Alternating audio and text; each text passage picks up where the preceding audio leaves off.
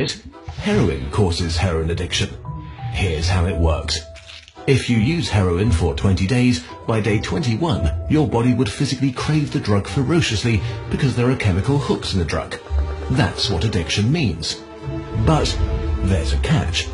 Almost everything we think we know about addiction is wrong.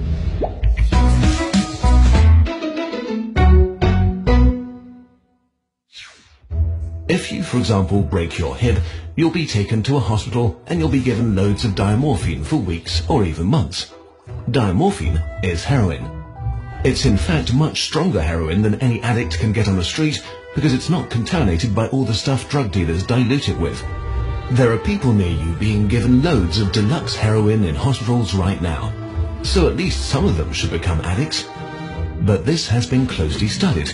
It doesn't happen. Your grandmother wasn't turned into a junkie by her hip replacement. Why is that? Our current theory of addiction comes in part from a series of experiments that were carried out earlier in the 20th century.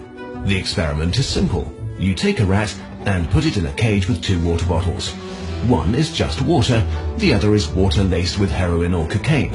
Almost every time you run this experiment, the rat will become obsessed with the drugged water and keep coming back for more and more until it kills itself.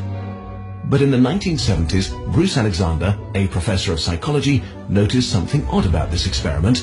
The rat is put in the cage all alone. It has nothing to do but take the drugs. What would happen, he wondered, if we tried this differently?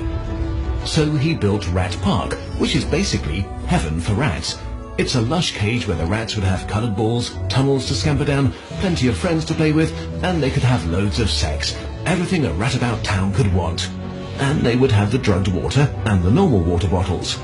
But here's the fascinating thing.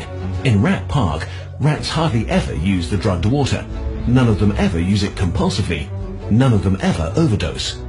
But maybe this is a quirk of rats, right? Well, helpfully, there was a human experiment along the same lines, the Vietnam War. 20% of American troops in Vietnam were using a lot of heroin. People back home were really panicked because they thought there would be hundreds of thousands of junkies on the streets of the United States when the war was over.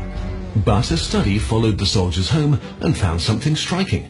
They didn't go to rehab. They didn't even go into withdrawal. 95% of them just stopped after they got home. If you believe the old theory of addiction, that makes no sense. But if you believe Professor Alexander's theory, it makes perfect sense. Because if you're put into a horrific jungle in a foreign country where you don't want to be, and you could be forced to kill or die at any moment, doing heroin is a great way to spend your time. But if you go back to your nice home with your friends and your family, it's the equivalent of being taken out of that first cage and put into a human rat park. It's not the chemicals, it's your cage. We need to think about addiction differently. Human beings have an innate need to bond and connect. When we are happy and healthy, we will bond with the people around us. But when we can't, because we're traumatized, isolated or beaten down by life, we will bond with something that gives us some sense of relief. It might be endlessly checking a smartphone, it might be pornography, video games, Reddit, gambling, or it might be cocaine. But we will bond with something because that is our human nature. The path out of unhealthy bonds is to form healthy bonds, to be connected to people you want to be present with. Addiction is just one symptom of the crisis of disconnection that's happening all around us. We all feel it. Since the 1950s, the average number of close friends an American has been steadily declining. At the same time, the amount of floor space in their homes has been steadily increasing. To choose floor space over friends, to choose stuff over connection. The war on drugs we've been fighting for almost a century now has made everything worse. Instead of helping people heal and getting their life together, we have cast them out from society. We have made it harder for them to get jobs and become stable. We take benefits and support away from them if we catch them with drugs. We throw them in prison cells, which are literally cages. We put people who are not well in a situation that makes them feel worse and hate them for not recovering. For too long, we've talked only about individual recovery from addiction. But we need now to talk about social recovery, because something has gone wrong with us as a group. We have to build a society that looks a lot more like Rat Park and a lot less like those isolated cages. We are going to have to change the unnatural way we live and rediscover each other.